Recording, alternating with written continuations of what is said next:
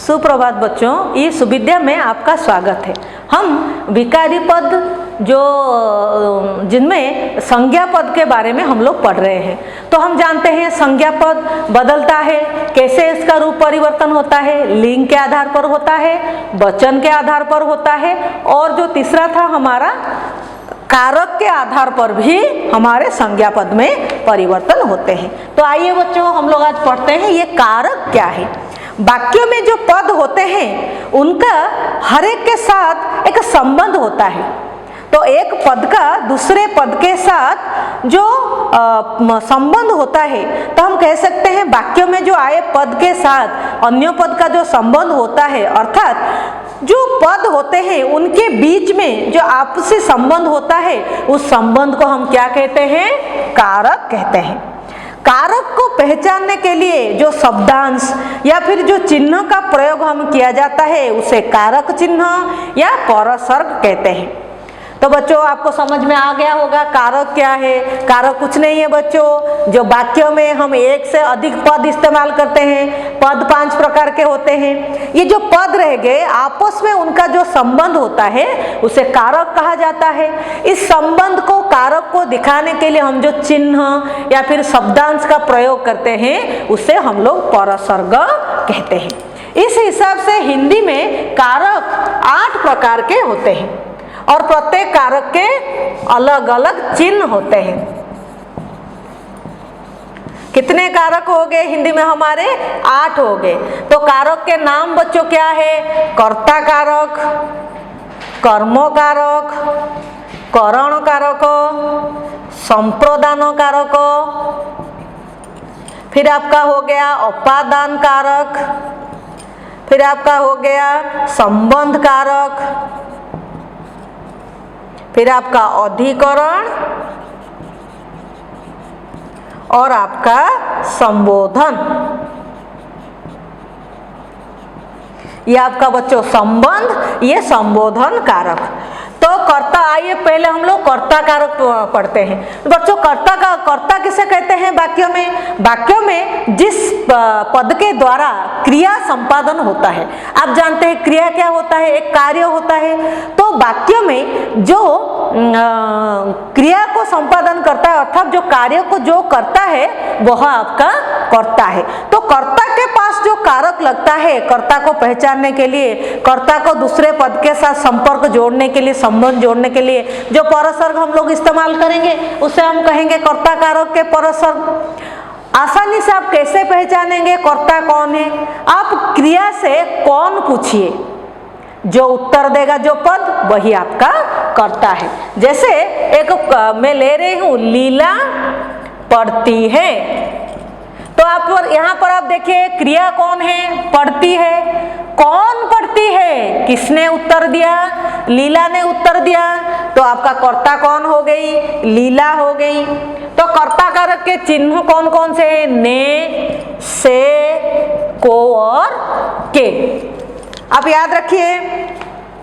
तो लीला पढ़ती है, इसमें देखिए कोई परसर्ग नहीं है। ये जो ने है आप लोगों का, ये कभी कर्ता के पास लगता है, कभी नहीं लगता है। इसीलिए इसे कभी शून्य परसर्ग भी कहा जाता है। अर्थात ये कर्ता के पास कब नहीं लगता? आप 8वीं कक्षा में पढ़ चुके हैं। ये सिर्फ भूतकाल में लगता है और सकर्मक क्रिया के पास लगता है। तो देखिए ये वाक्य तो वर्तमान काल में है, तो इसीलिए ने का प्रयोग नहीं हुआ है। अगर ये अतीत काल में होता, ये पढ़ना क्रिया आपका सकर्मक है, लीला ने पढ़ा, तो बच्चों देखिए ने का प्रयोग हो गया। फिर ये आपका ने का प्रयोग हो गया। तो आप इतना याद रखिए, आप लोग 8वीं में पढ़ चुके हैं। 9वीं कक्षा में, 10वीं में हम लोग इसे और अच्छे तरीके से पढ़ेंगे, कहाँ पर ने का प्रयोग होता है, कहाँ पर नहीं होता है। तो ने का प्रयोग सिर्फ भूतकाल में होता है और जब क्रिया सकर्मक होता है तब होता है। अगर मैं इसे लिखती लीला गई, तो ये तो भूतकाल में है। अब मुझे बताइए ने का प्रयोग होगा? जी नहीं, ने का प्रयोग नहीं होगा, क्योंकि ये आपका अकर्मक क्रिया है। तो इसीलिए यहाँ पर ने का प्रयोग नहीं होगा। फिर आपका जो चिन्ह हो गया को, उसका इस्तेमाल करेंगे। आपको जाना पड़ेगा। बच्चों देखिए, ये जो को का चिन्ह है हम कर्म कारक में इस्तेमाल करेंगे, संप्रदान कारक में भी इस्तेमाल करें। कैसे पहचानेंगे ये कर्ता कारक का चिन्ह है? मैंने क्या कहा, ये कर्ता के पास लगता है। आप देखिए पहले ये कर्ता है कि नहीं।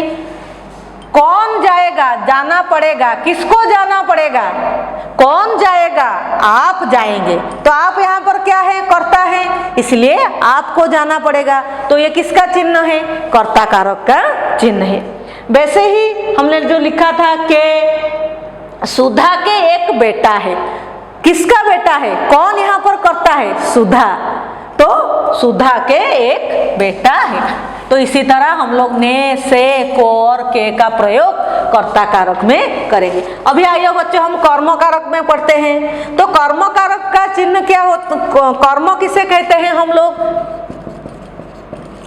वाक्य में क्रिया को आप लोग आप इंग्लिश में भी पढ़ चुके हैं, ओडिया में भी पढ़ चुके हैं। कर्म किसे कहते हैं? जिस संज्ञा या सर्वनाम पर क्रिया का फल पड़ता है, क्रिया व्यापार का फल पड़ता है व प्रभाव पड़ता है, उसे हम कर्म कहते हैं व उसे हम कर्म कारक कहते हैं। तो कर्म पहले हम लोग कर्म पहचानेंगे। कैसे पहचानेंगे? आप क्रिया से क्या और किससे पूछिए, जो उत्तर देंगे वो आपके कर्म हो गए। कर्म दो प्रकार के होते हैं, एक आपका मुख्य कर्म हो गया, एक आपका गौण कर्म हो गया। तो मुख्य कर्म जो होते हैं वो अप्राणीवाचक कर्म होते हैं, निर्जीव जो होते हैं वो आपके अप्राणीवाचक कर्म होते हैं। जो गौण कर्म हो गए वो आपके प्राणीवाचक कर्म हो गए। शिक्षक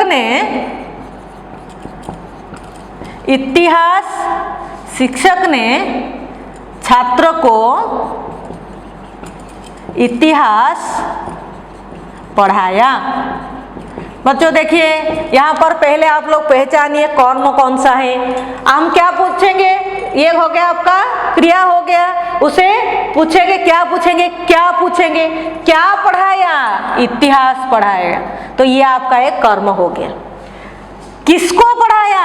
छात्र को पढ़ाया। तो ये आपका एक कर्म हो गया। देखिए दो कर्म हो गए, इसलिए इस क्रिया को द्विकर्म का क्रिया कहा जाता है। तो इसमें से प्राणीवाचक कौन सा है? छात्र है। तो ये आपका क्या हो गया? गौण कर्म।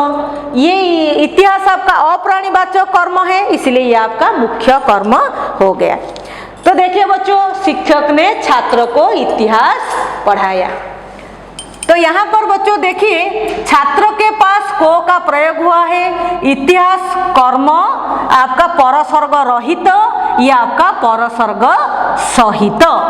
तो क्या हो गया बच्चों देखिए, तो ये नियम होता है कि हिंदी में प्राणीवाचक कर्म के पास परसर्ग का प्रयोग होता है, अप्राणीवाचक के पास आपका कर्म का परसर्ग का प्रयोग नहीं होता है, इसीलिए यहाँ पर ये परसर्ग रहित है।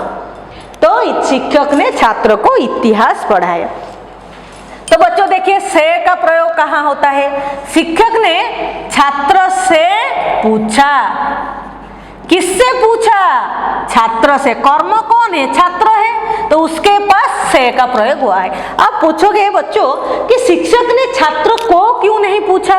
कुछ क्रियाएं ऐसे होते हैं जिनके प्रयोग होने से कर्म के पास से का प्रयोग होता है। पूछना, प्रार्थना करना, अनुरोध करना, ये जैसे कुछ क्रियाएं होते हैं जिनके द्वारा आपके कर्म के पास से का प्रयोग होता है। ये हम लोग 10वीं कक्षा में पढ़ेंगे।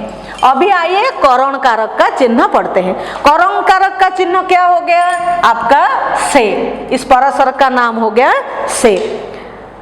क्रिया, वाक्यों में क्रिया या कार्य जिस साधन के द्वारा किया जाता है उसे हम करण कहते हैं, करण कारक कहते हैं। मैं कलम से लिखता हूं, तो यहाँ पर क्रिया कौन सा है? लिखना। किस साधन के द्वारा, किस चीज के द्वारा यह संपादित हुआ लिखना कार्य? किसके द्वारा? कलम के द्वारा, इसलिए मैं कलम से लिखता हूं। करण कारक का और एक चिन्ह है बच्चों, के द्वारा। मैं कलम के द्वारा भी लिखती हूं। तुम पत्र के द्वारा मुझे बता देना। पत्र के, किसके द्वारा बता देना? किसके द्वारा ये कार्य मैं संपादन करूंगा? पत्र के द्वारा। तो यहाँ पर ये करण कारक का चिन्ह हो गया। अभी आइए बच्चों संप्रदान कारक।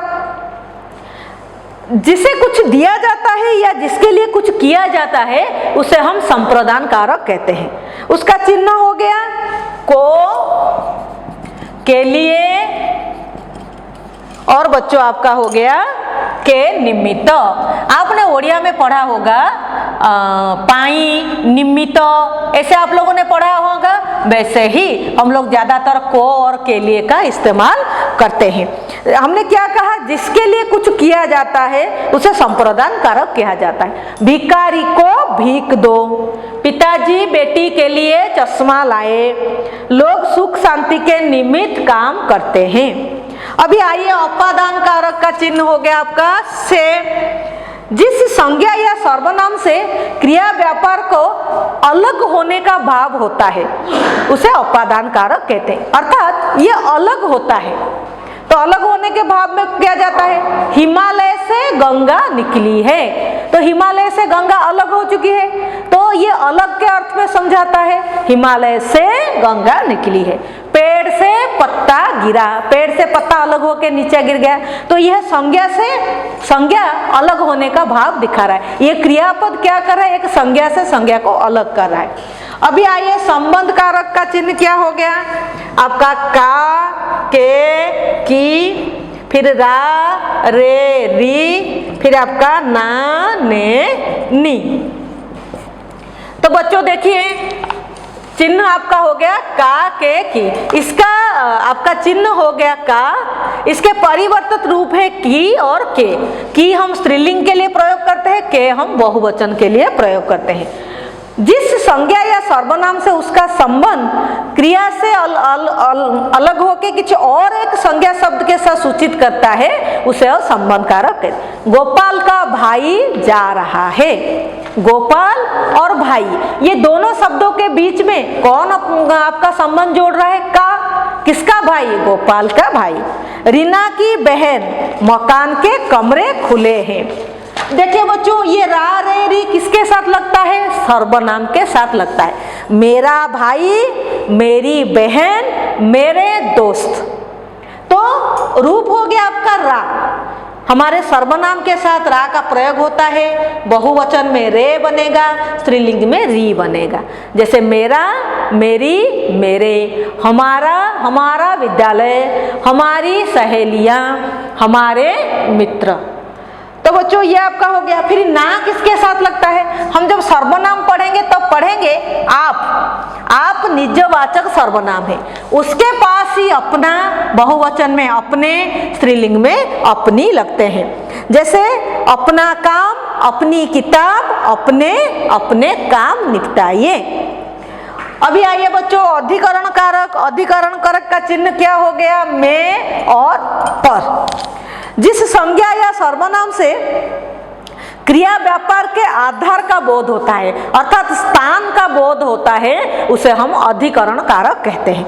ये दो आपके में हो गए, पर में भीतर के अर्थ में समझाता है, पर बाहर के अर्थ में समझाता है। ग्लास में पानी है, तो ये जो पानी है जो ग्लास से कहाँ पर है, स्थान का सूचना दे रहा है, इसलिए ये अधिकरण कारक है। कहाँ पर है, ग्लास के अंदर है। मैंने क्या कहा कि भीतर के अर्थ में समझाता है, बाहर के अर्थ में पर समझाता है। तो ग्लास में पानी है। मेज पर कागज है, मेज के ऊपर, टेबल के ऊपर कागज है, इसलिए पर, मेज पर कागज है।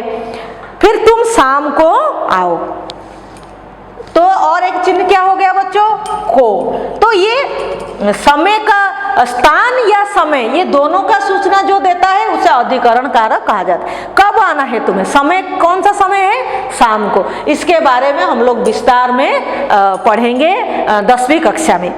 फिर आपका हो गया संबोधन कारक। आप जानते हैं संबोधन कारक के चिन्ह जो होते हैं, जो किसी संज्ञा या फिर किसी कर्ता को पुकारने के लिए हम जिसे इस्तेमाल करते हैं उसे हम संबोधन करते हैं। ए लड़के, अरे मधु, ओ भाई, अरे यार, हम जैसे ऐसे इस्तेमाल करते हैं कि नहीं करते, इसको क्या कहते हैं, संबोधन कारक। बच्चों आप क्या कीजिए, ओडिया का जो हमारा विभक्ति और कारक है उनके चिन्ह को याद कर लीजिए। जैसे कर्ता का कारक का चिन्ह है टीए टाए, पिलाटी जाउछि। कर्म कारंकर होता है कुं कुं मानंकु, पिला को खाइबा को दियो। तो आप क्या करना परीक्षा में, अभी 9वीं कक्षा में 10वीं कक्षा में जब हम लोग जाएंगे इसे अच्छी तरह से पढ़ेंगे, आप आसानी से इसे समझा पाओगे। तो अभी क्या करना, अब जहां पर ये लगा है लड़की को खाना दो, तो इससे आप उसको ओडिया बना देना, झियो को खाइबा को दियो। तो कुंकु मानो को ये आपका क्या हो गया, कर्म कारक हो गया। तो आप उसको ओडिया में अनुवाद करके भी आसानी से पहचान पाओगे। तो बच्चों कारक के लिए आज के लिए बस इतना ही। धन्यवाद।